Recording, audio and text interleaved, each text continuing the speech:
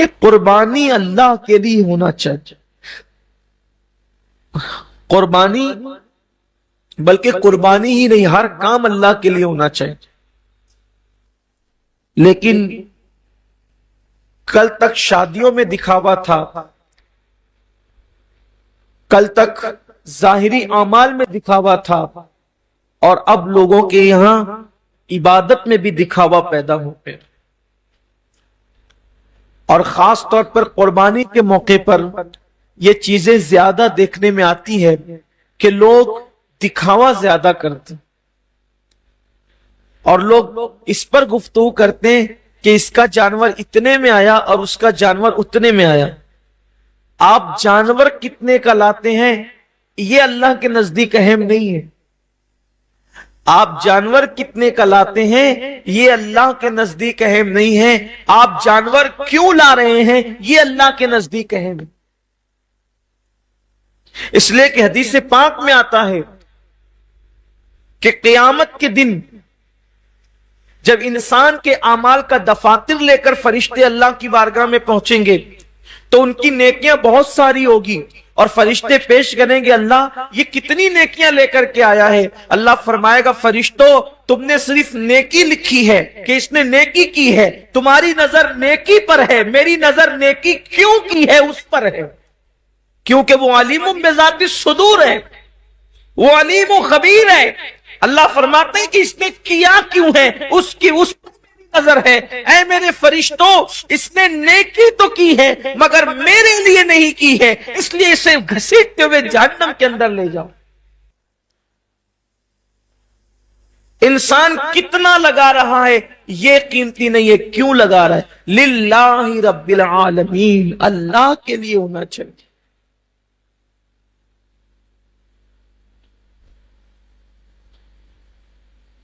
ایک مقام پر قرآن کہتا ہے کہ اللہ کے بارگاہ میں تمہارا خون اور گوشت نہیں پہنچتا قربانی کا. سورہ حج میں اللہ کا ارشاد ہے کہ تمہارا گوشت اور خون اللہ تک نہیں پہنچتا، اللہ تک تو تمہاری دلوں کی نیتیں پہنچتی، تمہارے دلوں کا تقوی پہنچتا. میرے پیارے آقا صلی اللہ علیہ وسلم کے پیارے دیوانوں، آج کل قربانی الا ماشاءاللہ اس لیے بھی لوگ کرتے ہیں کہ گوشت کھانے ملے گا. گوشت تو ملنا ہی ملنا ہے، گوشت نے جانا کہاں ہے؟ گوشت جائے گا کہاں؟ گوشت تو کھانے، لیکن نیت تو اچھی کرو. ہمارے بزرگوں نے فرمایا کہ اعمال سیکھنے سے پہلے اعمال کی نیت سیکھا کرو، اس لیے کہ مومن کی نیت اس کے عمل سے افضل ہے. نیت المؤمن خیر من عملہ، مومن کی نیت اس کے عمل سے افضل ہے. آپ نے کبھی سوچا کہ ایک کافر 20 سال کفر کر رہا ہے پھر بھی وہ قیامت تک جہنم میں، 20 سال ہی نہیں بلکہ سال بھر بھی کفر کرے تو بھی جہنم میں، 6 مہینہ بھی کافر رہے تو بھی جہنم، اسی حالت میں مرا تو جہنم میں. ایک دن بھی کفر کیا اور وہ کفر پہ مرا تو جہنم میں. کیوں ہے؟ اور مومن ایک دن مومن ہے اور ایمان پہ خاتمہ ہوا تو جنت میں کیوں ہے؟ عمل کی وجہ سے نہیں بلکہ نیت کی وجہ سے. کافر کفر پر اس لیے مرا کہ جب تک زندہ رہتا کفر پر رہتا، اس لیے ہمیشہ جہنم میں نیت کی وجہ سے. اور مومن جنت میں اس لیے ہے کہ جب تک دنیا میں رہتا ایمان پر رہتا، ایمان پر رہنے کی نیت اس کو ہمیشہ جنت میں رکھنے کی. یہ انسان کی نیت کی اہمیت ہے، یہ انسان کی نیت کی اہمیت ہے کہ رہا تو ایک دن ایمان پر مگر نیت بھی ہمیشہ ایمان پر رہے گا.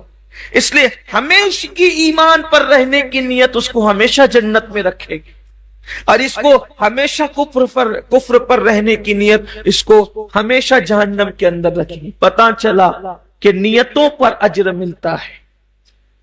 تو آج مومنوں کو، مسلمانوں کو نیت درست کرنے، جانور خریدو تو کتنا گوشت نکلے گا یہ دیکھ کر مت خریدو، بلکہ یہ اللہ کے نزدیک قبول ہوگا یا نہیں قبول ہوگا یہ دیکھ کر کے خرید.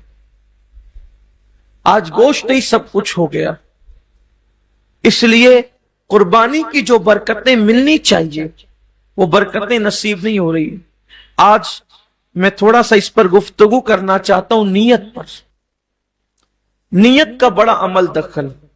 جیسی نیت ہوگی، آپ نے سنا ہوگا، جیسی نیت ہوگی ویسی برکت ہو. اور صرف قربانی ہی نہیں بلکہ سیکھ لیجئے کہ جو بھی عمل کرو اس میں نیت اچھی رہو، اللہ کے لیے کرو، اللہ کو راضی کرنے کے لیے. کوئی اور نیت نہ ہو، خدا کی رضا ہو، رضا الہی کے لیے. حدیث پاک میں آتا ہے کہ بنی اسرائیل میں ایک شخص تھا، وہ راستے سے جا رہا تھا. اس نے راستے سے جاتے ہوئے ایک ٹیلا دیکھا تو لوگ شاید محتاج تھے اس دور کے یا اس علاقے کے. اس نے سوچا کہ کاش اگر میرے پاس ٹیلے جتنا سونا ہوتا تو میں محتاجوں میں تقسیم کر دیتا.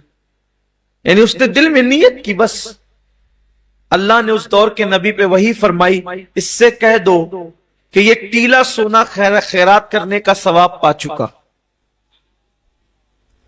یہ ٹیلا سونا خیرات کرنے کا ثواب پا چکا. کیوں؟ اس نے نیت کی. اور اگر بندہ سوچے کہ اگر میرے جیب میں پیسے ہوتے تو میں شراب پیتا، اور واقعی اگر ہوتے تو وہ پی لیتا، نیت کی اس نے، تو شراب پیے بغیر اب اس کو شراب پینے کا گناہ لکھ دیا جائے. اس لیے کہ وہ تو ہے ہی اس عمل کے کرنے کا مکمل طور پر اس نے عازم ہے، وہ اس نے عزم کیا ہے، لیکن چونکہ اس کی مجبوری ہے کہ اس کے پاس پیسے نہیں ہیں، اس کے پاس اسباب نہیں ہیں. یعنی کسی عورت کو دیکھے اور چند لوگ وہاں پر موجود اور انسان دل میں سوچے کہ اگر یہ مجمع نہ ہوتا، یہ بھیڑ نہیں ہوتی، یہ رکاوٹ نہیں ہوتی تو میں اس کے ساتھ بدکاری کرتا. فرمایا گیا اس کا شمار زانیوں میں ہوگا. اس لیے کہ اس نے مکمل عزم کیا ہے. اگر وہ رکاوٹ نہ ہو تو وہ کر گزرتا. تو وہاں نیت پر نیکی بھی مل رہی ہے اور نیت پر گناہ بھی مل رہا ہے. یعنی نیت سے مراد عزم گناہ پر گناہ بھی مل رہا ہے. میرے آقا صلی اللہ علیہ وسلم کے دیوانوں، تو اللہ کے لیے